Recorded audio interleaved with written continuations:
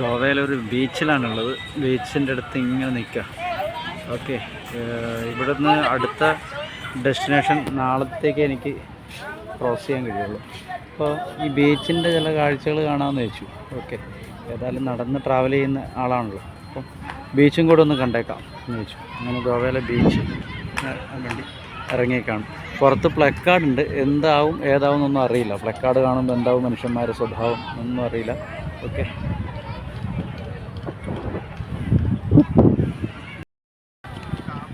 Yes.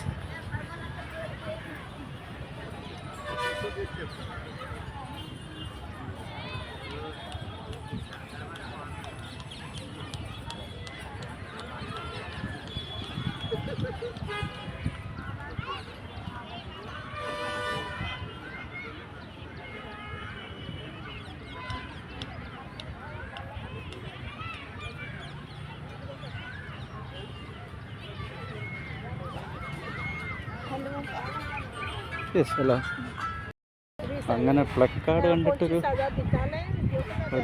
പെണ്ണ് വന്നു, കയ്യൊക്കെ തന്നു. അവർക്ക് അത്ഭുതം, ഇങ്ങനെ കേരളത്തിൽ നിന്ന് ഇത്രയും ദൂരമൊക്കെ യാത്ര ചെയ്തിട്ട് നടന്നിട്ടൊക്കെ യാത്ര ചെയ്ത് വരാൻ പറ്റുമോ എന്നിങ്ങനെ അവർക്കൊരു അത്ഭുതം.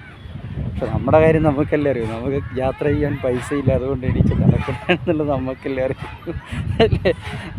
ഓക്കെ, അപ്പോൾ ഇപ്പം നടന്നു.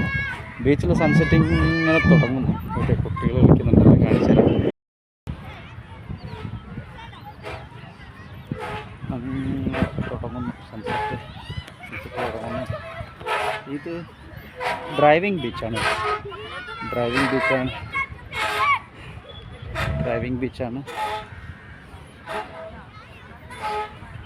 ഞാൻ ആ ടാക്സി സ്റ്റാൻഡ് കാണിച്ചില്ലേ, അവിടെ നിന്ന് എനിക്ക് നടക്കാൻ പറ്റാത്ത അവസ്ഥയായിരുന്നു. അപ്പോൾ അയാളുടെ ഒരു ബൈറ്റ് എടുത്ത സമയത്ത് അയാൾ പറഞ്ഞു 200 രൂപ തരുവാണെങ്കിൽ ഞാൻ കൊണ്ടുവിടാമെന്ന് പറഞ്ഞു. ഞാൻ പറഞ്ഞു 200 രൂപ എൻ്റെ കയ്യിലില്ല, പൈസ ഇല്ല. ശരി, കയറുമെന്ന് പറഞ്ഞു. ഞാൻ അവിടെ നിന്നൊരു 2 കിലോമീറ്റർ ഇപ്പുറമാണ്. അങ്ങനെ ആ 2 കിലോമീറ്റർ ഇപ്പുറമുള്ളിടത്ത് ഞാൻ പോയി അയാളുടെ ബൈക്കിൽ കയറി. ഇവിടെ എത്തിയപ്പം പേഴ്സ് എടുത്തിട്ട് പൈസ നോക്കുമ്പോൾ അത്രയേ ഉള്ളൂ പൈസ.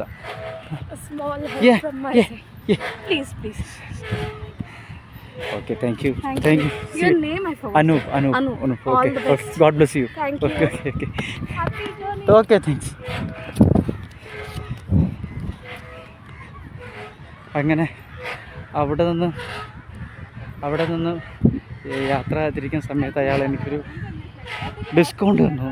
200 രൂപ പറഞ്ഞ ആൾ 150 രൂപ മതി എന്ന് പറഞ്ഞു. പിന്നെ എൻ്റെ പേഴ്സിൽ പൈസ കാണാത്ത സമയമായപ്പോഴേക്കും ഹായ് ഓക്കെ.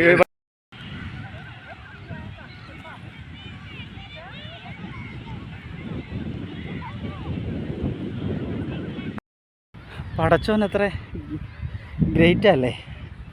ചിലപ്പോൾ പൊട്ടിക്കരയാൻ സാധ്യതയുണ്ട്.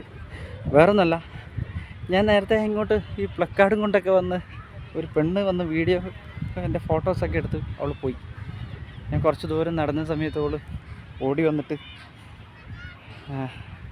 എന്താ പറയുക, കെട്ടിപ്പിടിച്ചുകൊണ്ട് പറയാം എൻ്റെ അടുത്ത് ഇതേ തരാനുള്ളൂ എന്ന് പറഞ്ഞിട്ട് ഒരു 500 രൂപ എടുത്ത് തന്നു. ഞാനാകെ എന്തെല്ലോ ആയിപ്പോയി. ഞാൻ ആ നിമിഷം ഭയങ്കരമായിപ്പോയി.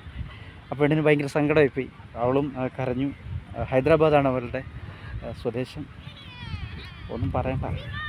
നമ്മൾ സ്നേഹിക്കാനൊക്കെ കുറേ ആൾക്കാരുണ്ട് എന്നൊക്കെ അറിയുമ്പോൾ നമുക്കൊരു വല്ലാത്തൊരു, അല്ലെങ്കിൽ ആദ്യമായിട്ട് കാണുന്നവരുടെ കയ്യിൽ നിന്ന് ഇത്തരത്തിലുള്ള സഹായമൊക്കെ ലഭിക്കുന്നതെന്ന് അറിയുമ്പോൾ നമുക്കൊരു വല്ലാത്തൊരു ആശ്വാസം.